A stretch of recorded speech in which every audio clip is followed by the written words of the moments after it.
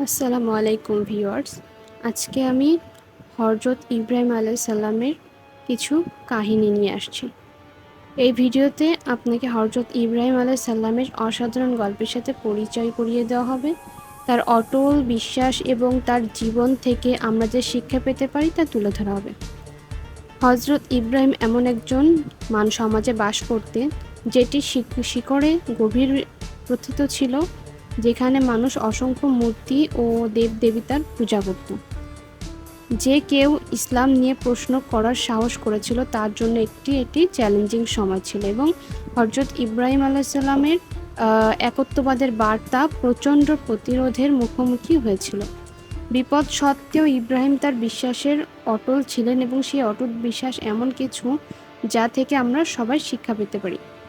এমন একটি সমাজে যেখানে শাসক শ্রেণী এবং সংখ্যাগরিষ্ঠ জনগণ তার বিরুদ্ধে ছিল, হযরত ইব্রাহিম আলাইহিস সালামের সাহস এবং দৃঢ়তা আমাদেরকে আমাদের বিশ্বাসের পাশে দাঁড়াতে অনুপ্রাণিত করে।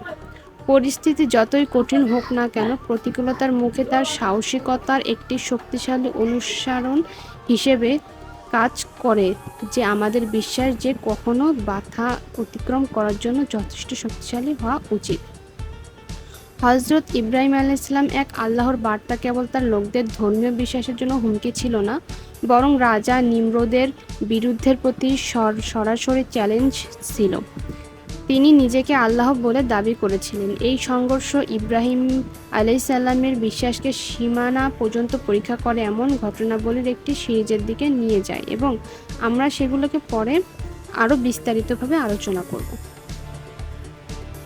আমরা যখন ইব্রাহিম আলাইহিস সালামের গল্পের গভীর মনোযোগ দিই, তখন আমাদের মনে করিয়ে দেওয়া হয় যে আমাদের বিশ্বাস কেবলমাত্র আমরা কি বিশ্বাস করি তা নয়, আমরা কিভাবে আমাদের জীবনযাপন করি সে সম্পর্ক।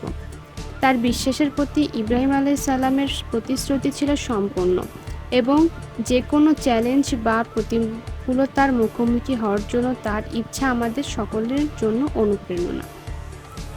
রাজা নিমরুদের সাথে ইব্রাহিম আলাইহিস সালামের মুখোমুখি হওয়ার গল্পটি একটি বিখ্যাত এবং এটি অহংকার বিপদের একটি শক্তিশালী ঘটনা।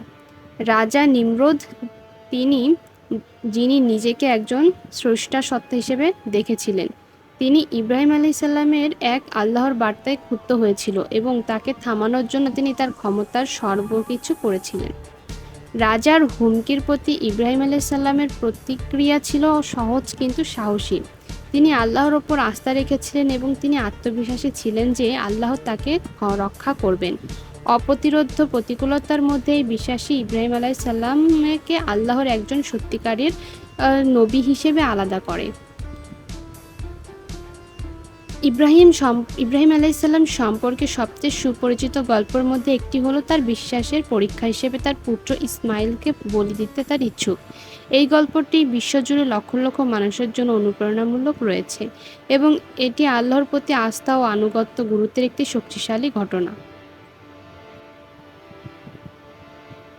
হযরত ইব্রাহিম আলাইহিস সালামের একত্ববাদ প্রতিষ্ঠা ছিল মানব ইতিহাসের একটি প্রধান মাইলফলক এবং এটি তার পরবর্তী নবীদের জন্য পথ প্রশস্ত করেছিল।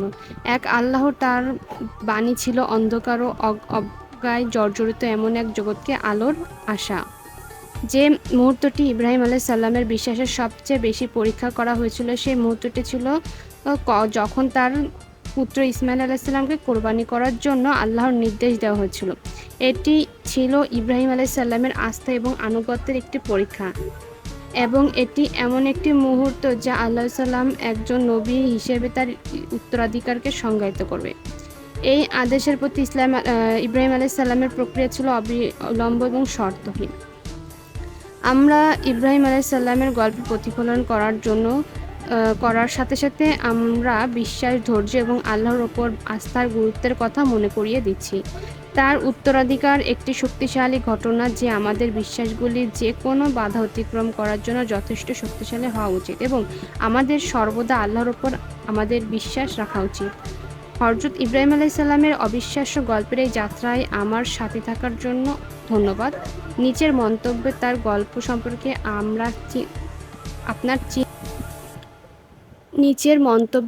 তার গল্প সম্পর্কে আপনার চিন্তা শেয়ার করতে ভুলবেন না, এবং আপনি যদি নবীদের সম্পর্কে আরও জানতে চান, আরও অনুপ্রেরণামূলক বর্ণনার জন্য আমার অন্যান্য ভিডিওগুলি দেখতে ভুলবেন না।